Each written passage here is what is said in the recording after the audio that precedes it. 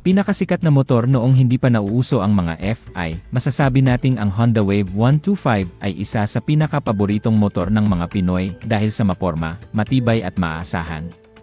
Kung ikaw ay fans ng Honda Wave noon at magpahanggang ngayon, ang video na to ay para sa'yo.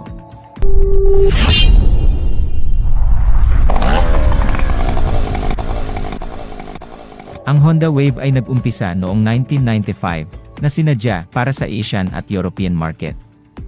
Kilala ito sa tawag na Honda Innova sa Europa, Honda Supra, Honda Revo, Honda Blade sa Indonesia, Honda Future sa Vietnam, Honda Wave S sa Argentina at Honda Wave naman sa Malaysia, Philippines, Thailand and Vietnam.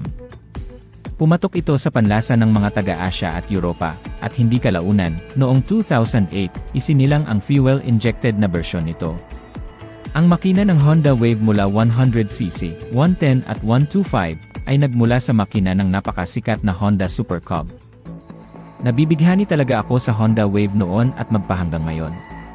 Naalala ko, way back 2012, pinadrive ako ng Wave 125 ng tropa dahil bagong bili niya lang noon, grabe ang smooth i-drive, sarap sakyan at napakagaan.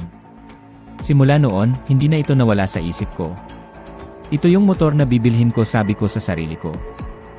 Para sa akin napaka-rare ng Honda Wave 125, saglit lang ito lumabas dito sa atin at na-phase out kaagad.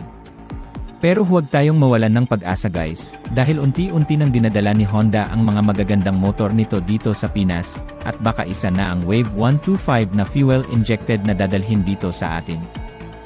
Silipin natin ang specs ni Honda Wave 125 Fi. Ito ay naka-PGM FI technology, may 124.89 cubic centimeter engine displacement, single cylinder, single overhead camshaft, air-cooled na may 2 valves. Ang lakas ng makina nito ay pumapalo sa 6.7 kW at 7,500 RPM. Maximum torque naman ay 10.1 Nm at 5,000 RPM. Meron itong fuel capacity na 5.4 liters. Sukat ng gulong sa harap, 70 by 90 by 17, sa likod naman, 80 by 90 by 17. Ground clearance nito ay 135 mm at may bigat na 107 kg.